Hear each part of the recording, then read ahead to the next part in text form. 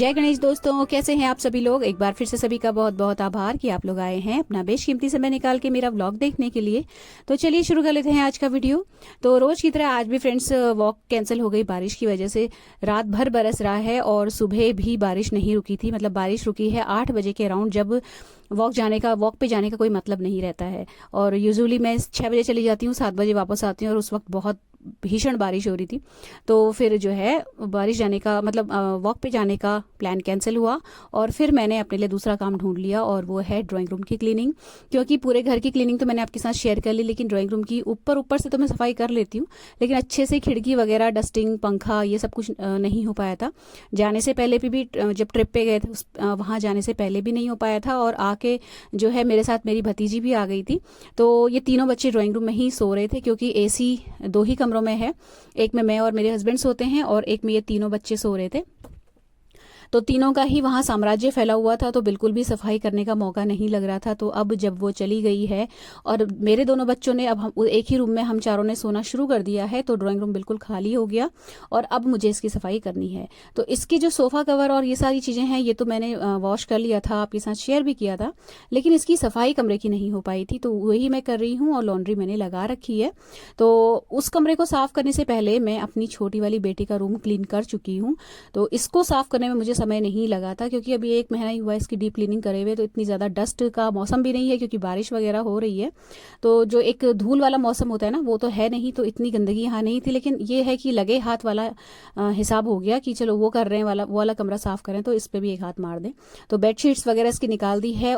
Overall पूरी की पूरी डस्टिंग, झाड़ू पोछा इस कमरे का हो गया है। और बेडशीट जो यहाँ की निकली थी वो लॉन्ड्री के दूसरे लोड में मैंने लगा दी है। तो अब जो है मैं बढ़ चली हूँ ड्राइंग रूम की ओर। तो ड्राइंग रूम में मेरा अच्छा खासा टाइम चला गया था। तो क्लीनिंग करने से पहले मैंने जो सोफ़ा हैं और टेबल वगैरह हैं, सबको जो है चादर से ढक दिया है, जिससे कि जो डस्ट उड़ेगी वो सोफ़े में ना बैठे। तो ऊपर से नीचे वाला रूल जो है क्लीनिंग का मैं हमेशा फॉलो करती हूँ। तो जाले साफ़ किए हैं पहले, और वो जो वॉल पे ऊपर छत पे आपको एक लकड़ी का स्क्वायर पीस का वो लगा हुआ दिख रहा होगा, तो वो साफ़ कर लिया है। और उसके बाद जो है मैं फिर मैंने कैमरा लगाया और अब मैं पंखा साफ़ कर रही हूँ। तो जहाँ का पंखा, मतलब जो पंखे ज़्यादा चलते हैं ना, वो उतने ही ज़्यादा गंदे होते हैं। तो ये पंखा पूरा टाइम चलता रहा है। और एक जो है हमारे ये जो फ्रंट वाली लॉबी है, इसका चलता रहता है। और एक है जो एसी वाला दूसरा रूम है वहाँ का।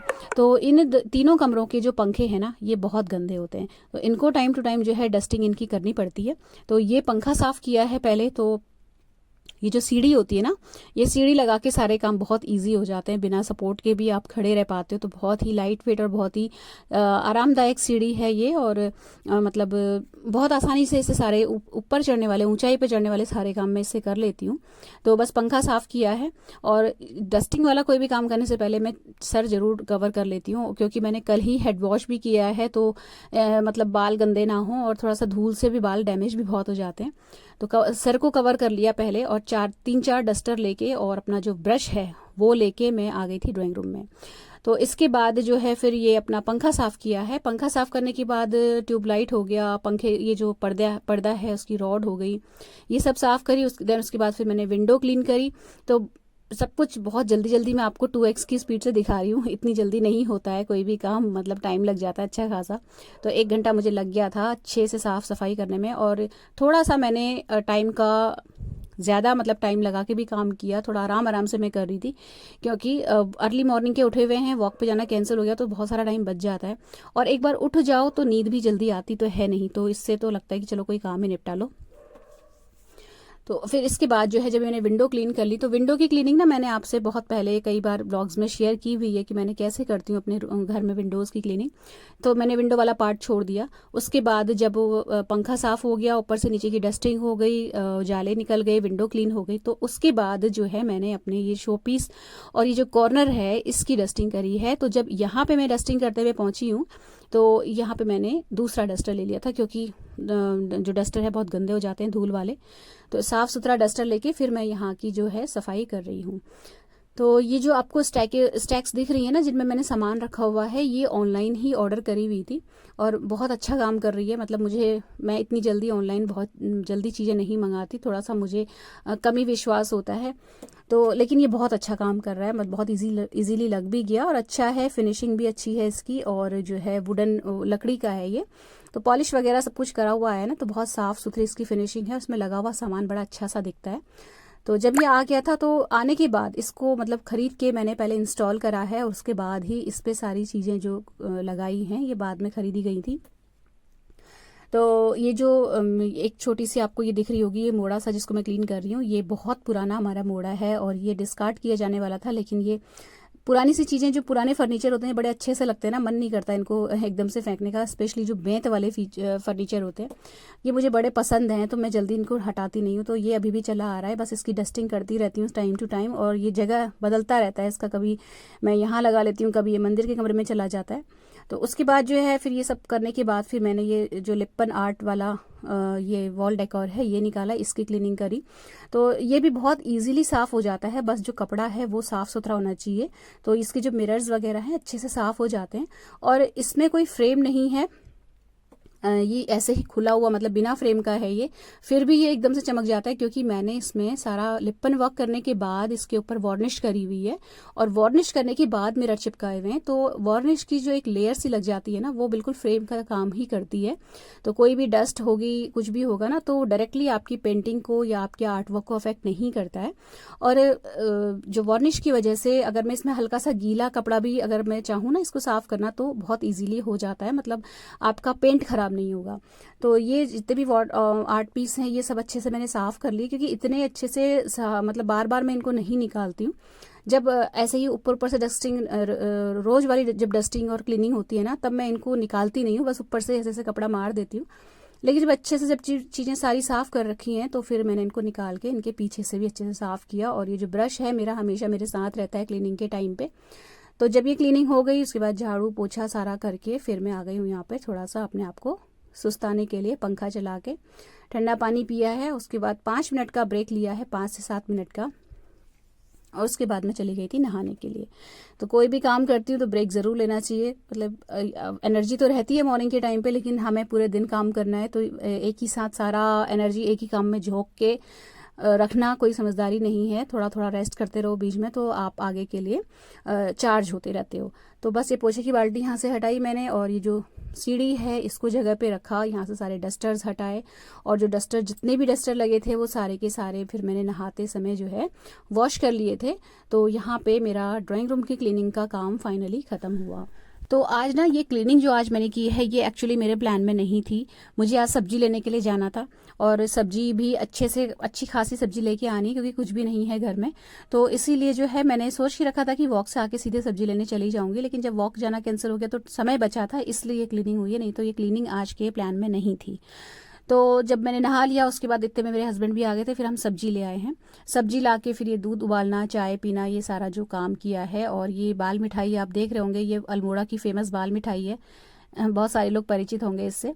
तो बस उसके बाद हम दोनों ने चाय पी है। तो एक मेरी सब्सक्राइबर मित्र हैं, उनका कहना था कि आपके फैमिली मेम्बर्स नहीं दिखते हैं, तो गिने चुने हम 3 लोग ज़्यादातर घर पे रहते हैं। बड़ी वाली बेटी मेरी जयपुर में पढ़ रही है, आजकल आई हुई है, अदरवाइज़ हम 3 लोग रहते हैं। और छोटी वाली जो बेटी है उसका भी 12th हो गया है, तो वो भी नेक्स्ट 1-2 महीने में वो भी चली जाएगी, तो हम 2 ही रह जाएंगे और इसलिए भी नहीं दिखते हैं। और दूसरा ये है कि थोड़ा सा कंफर्टेबल कम है कैमरे के आगे, तो मैं पीछे से या इस तरीके से रैंडमली कभी भी क्लिप बना लेती हूँ, लेकिन फ्रंट से वो लोग मुझे नहीं बनाने देते हैं। तो एक इसीलिए मैंने यहाँ पे क्लिप बना ली, जिससे कि आपको थोड़ा सा लगे कि हाँ मेरे साथ फैमिली मेम्बर भी रहते हैं। तो यहाँ पे उसके बाद जो है फिर मैं आ गई हूँ अपना ब्रेकफास्ट बनाने के लिए। तो क्योंकि बहुत ज़्यादा काम था, बहुत सारी एनर्जी चली गई, तो ब्रेकफास्ट में फिर सिंपल रखा है। मेरे लिए तो रात की सब्जी है, लेकिन हस्बैंड को खीरे का रायता बहुत पसंद है, तो खीरे का रायता बनेगा। तो यहाँ पे मैंने 3-4 खीरे इकट्ठे ही पील कर लिए, जिससे कि थोड़ा सा उसका रायता बन जाएगा और बाकी जो है सैलेड में काम आ जाएंगे।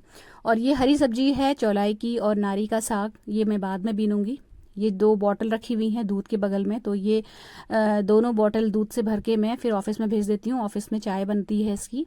आम आ गए हैं तो आमों को उठा मतलब मैंने इस टब में भिगो के रख दिया है, 3-4 घंटे तक भीगे रहने देती हूँ मैं, उसके बाद वॉश करूँगी। लंच में बनेगा अरहर की दाल की एक रेसिपी होती है, तो मतलब इसमें अरहर की दाल को पीस के फिर छौंका जाता है, तो ये बनेगा। और यहाँ पे प्रेशर कुकर में मैंने चावल भिगा लूँगी, और पराठे वगैरह सेकने के बाद जब ये तवा गर्म था ना, तो इसके ऊपर ही मैंने अपना जो सब्जी वाला डिब्बा है वो रख दिया था, तो रात की सब्जी मेरे लिए काम कर जाएगी। तो बेसिकली सिर्फ मैंने आटा लगाया है ब्रेकफास्ट में, और सब्जी वगैरह कुछ भी नहीं बनाई थी, क्योंकि बहुत मतलब थोड़ी सी थकान भी हो गई थी और ऐसा मन भी नहीं कर रहा था। तो यहाँ पे जो है मेरा ब्रेकफास्ट वाला शॉर्टकट काम खत्म हुआ। तो दिन में जो है लंच के लिए भी मैं हमेशा मतलब मट्ठा बनाती ही हूँ, आप लोग जानते हैं। तो मट्ठा बच्चों का तो मैं रख देती हूँ, लेकिन मैं और मेरे हस्बैंड अभी पी लेते हैं। तो बस ये मट्ठा फटाफट से बनेगा। घर का ही जमा हुआ दही जो है यूज़ करते हैं हम लोग। कभी ऐसा होता है कि बाई चांस की बात है कि दूध मंगाने में ध्यान नहीं रहा, या कोई चीज़ ऐसी बना दी जिसकी वजह से दूध बचे ना, तभी मैं बाहर से दूध दही मंगाती हूँ। अदरवाइज़ बहुत ही रेयर दही हमारे घर में बाहर से आता है। तो बस जो दही लास्ट डे का जमा हुआ रहता है उसको ही मैं अभी मट्ठा बना लूँगी, और शाम को फिर से दही जमा दूँगी। तो दही घर का जमा हुआ हमारे घर में आपको हमेशा 12 महीने मिलेगा। इवन ठंड में भी मतलब दही के बिना यहाँ काम नहीं चलता है। और मट्ठा तो मेरा पर्सनल फेवरेट है। मट्ठे के बिना मेरा ब्रेकफास्ट बिल्कुल भी नहीं हो सकता। मतलब मुझे बचपन से ही मट्ठा बहुत पसंद है, तो मैं चाहे कितनी भी थकी हूँ, कितना ही काम क्यों ना हो, मट्ठा ज़रूर बनाती हूँ अपने लिए और बच्चों के लिए और हस्बैंड के लिए। तो बस यहाँ पे मट्ठा बन गया। 4 ग्लासों में इसको ट्रांसफ़र कर लिया है। ये सारे ग्लासेस जाएंगे फ्रिज में, और जिसको जब पीना होगा तो वो पीता रहेगा। तो मैं तो मट्ठा जो है अभी ब्रेकफास्ट में पी लेती हूँ, और बिल्कुल सादा पीती हूँ, ना मैं नमक डालती हूँ ना मैं चीनी डालती हूँ। बिल्कुल सादा मट्ठा मुझे पसंद है। और ये लोग जो है नमक और ज़ीरा पाउडर डाल के पीते हैं, तो ये लोग पीते रहेंगे बाद में। और ये बन गया रायता। तो आज मैंने ना पीला रायता बनाया है। ये राई वाला रायता है, खीरे में राई पीस के डाली है, और हल्दी नमक हरी मिर्च ये सब पीस के डाला हुआ है। तो ये रायता बन गया। और हरी मिर्च जो आई हुई रखी थी ये धो के मैं यहाँ पे फैला दूंगी, तो ये सूख जाएगी ना, तो फिर मैं इसको स्टोर कर लूँगी। तो इस तरीके से धो के पोंछ के जब हरी मिर्चें रखी जाती हैं, स्टोर की जाती हैं, तो जल्दी ख़राब नहीं होती, सड़ती नहीं है बेसिकली। क्योंकि इस मौसम में ना आप सब्जियाँ थोड़ी सी फ्रिज में ख़राब जल्दी होती हैं, तो ये ख़राब नहीं होंगी, सूख जाएंगी लेकिन सड़ेंगी नहीं। मतलब तो ये सब जो मिर्च है ना, एक भी मिर्च ऐसी नहीं होती जो फिक जाए, मतलब आखिरी तक भी मिर्च जो है वो यूज़ हो जाती है मेरी। तो बस उसके बाद हस्बैंड आ गए थे, तो उनका ब्रेकफास्ट लगा दिया। तो उनका फेवरेट रायता बना हुआ है ही, तो वो रायते से पराठे खा लेंगे। और इसके बाद फिर मैं पूजा करूँगी, और पूजा करने के बाद फिर मैं भी करूँगी ब्रेकफास्ट। तो आज मैं आपको बार बार अपने फैमिली मेम्बर्स की क्लिप दिखा रही हूँ, जिससे कि लगे ना किसी को, क्योंकि मतलब देखिए अभी भी मैंने पीछे से कैमरा लगाया हुआ है। तो बहुत ज़्यादा ऐसा कंफर्टेबल कोई मतलब जब नहीं होता है ना, तो आप ज़बरदस्ती आपको नहीं करनी चाहिए कि भाई नहीं आओ हमारे कैमरे में। ठीक है, कोई नहीं आना चाहता है या आदत नहीं है। और धीरे धीरे मैंने अभी शुरू किया है, ज़्यादा टाइम मुझे भी ब्लॉग करते हुए नहीं हुआ है, तो धीरे धीरे आदत पड़ जाएगी सभी की। तो अभी यहाँ पे हस्बैंड ब्रेकफास्ट करेंगे, और मैं जो हूँ वो जो बॉटल मैंने रखी हुई थी उनमें दूध भर रही हूँ। तो हस्बैंड को दिखा रही हूँ कि इतना काफ़ी है या नहीं, क्योंकि कभी कभी कोई बाहर से भी ऑफिस में आ जाता है ना, तो फिर दूध कम पड़ जाता है, तो फिर मैं उनसे पूछ के ही इसमें निकालती हूँ। तो 2 बॉटल में भर के रख दिया है। एक तो अभी हस्बैंड जब जाएंगे तो साथ में लेके जाएंगे, और एक जब वो दिन में लंच करने आते हैं तब लेके जाते हैं। तो सुबह शाम की 2 चाय के लिए ये हो जाता है। तो वहीं पर चाय बनती है ऑफिस में ही, स्टाफ का कोई भी बंदा बना लेता है, और फिर सब लोग पी लेते हैं। तो अदरक नींबू और ये दूध वगैरह सब कुछ भेजने की ड्यूटी मेरी रहती है। तो दिन का जो है लंच की अभी प्रिपरेशन हो रही है। तो बेटी से फिर मैंने कहा भाई तुम लहसुन छीलो। बीच बीच में मैं इन लोगों को काम बताती रहती हूँ, और जहाँ पे टेक्निकल काम करना होता है तो वहाँ पे मैं इन्हीं लोगों से करवाती हूँ। हरी सब्जी मैंने रख दी है फ्रिज में, बीनी नहीं है, क्योंकि ऑलरेडी 12 बज चुका था। तो अब बीनने बैठूंगी ना तो 1 ही बजेगा, तो फिर मैंने उठा के उनको अच्छे से गांठ लगा के रख दिया है वेजिटेबल बास्केट में। अब ये जब समय मिलेगा तब बीनी जाएंगी।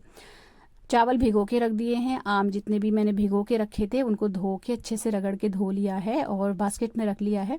बर्तन सारे जितने भी ब्रेकफास्ट के थे सब धुल गए हैं, और ये जो दाल मैंने भिगो के रखी थी ये भीग चुकी है। तो इसके बाद जब ये लंच बनेगा ना, तो अब बच्चे उठे हुए हैं तो मैं इन्हीं से बनवाऊंगी। मतलब कोई भी मेरे हाथ लग जाता है ना, तो फिर मैं इन्हीं लोगों से करवाती हूँ। मैं खड़ी रहती हूँ वहाँ पे, लेकिन इन्हीं लोगों से छुकवाती हूँ खाना, जिससे कि थोड़ी सी इन लोगों की प्रैक्टिस रहे। तो फिर ये छोटी वाली भी आ गई है बेटी, तो ये अपनी कोल्ड कॉफ़ी बना रही है।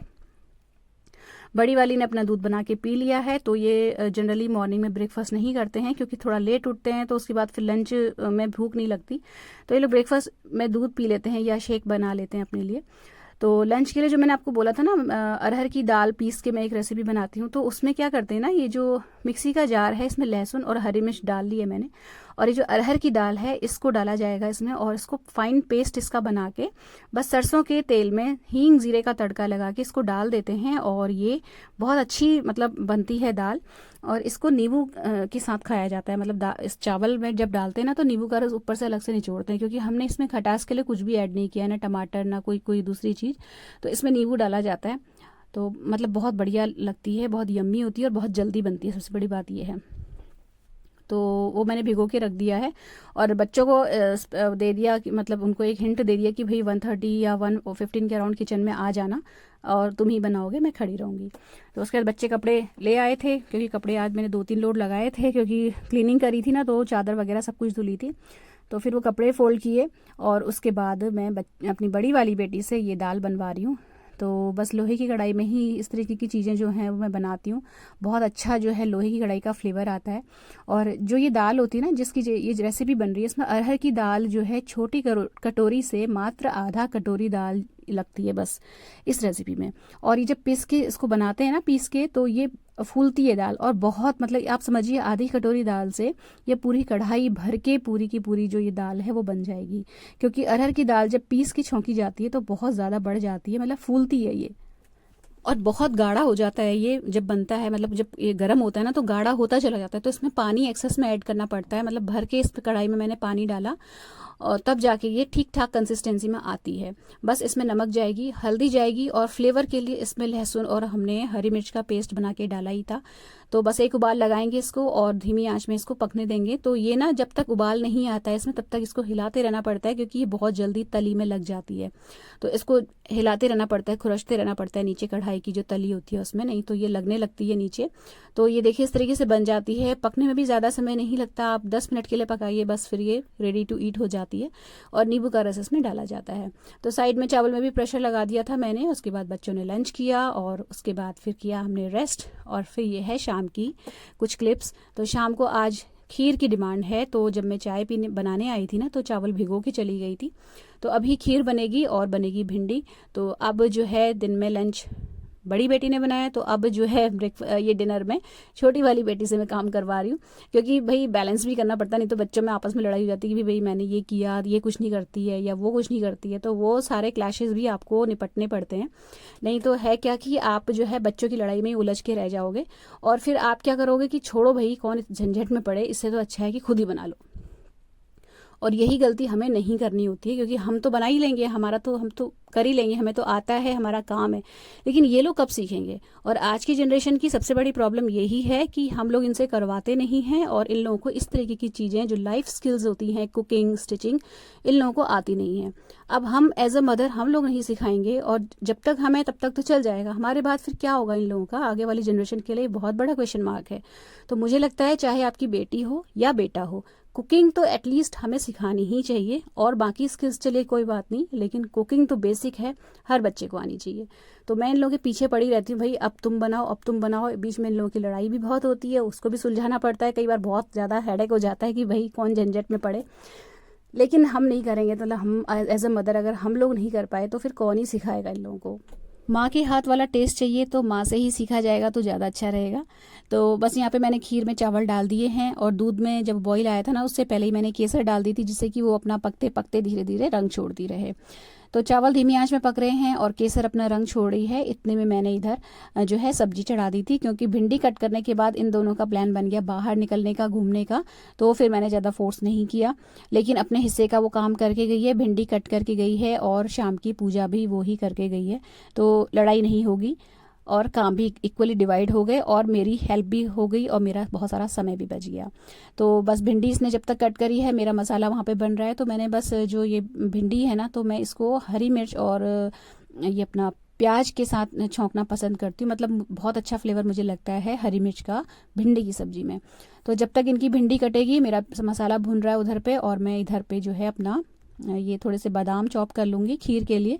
तो यहाँ पे बातचीत हमारी हो रही है और मैं उसे बता रही हूँ कि यहाँ पे मैं उससे कह रही थी कि तुम्हें भिंडी कट करने में ज़्यादा समय इसलिए लग रहा है क्योंकि तुम बहुत पतली भिंडी कट करी, थोड़ा सा इसका साइज़ बढ़ाओ, मतलब थोड़ा सा मोटा मोटा कट करो।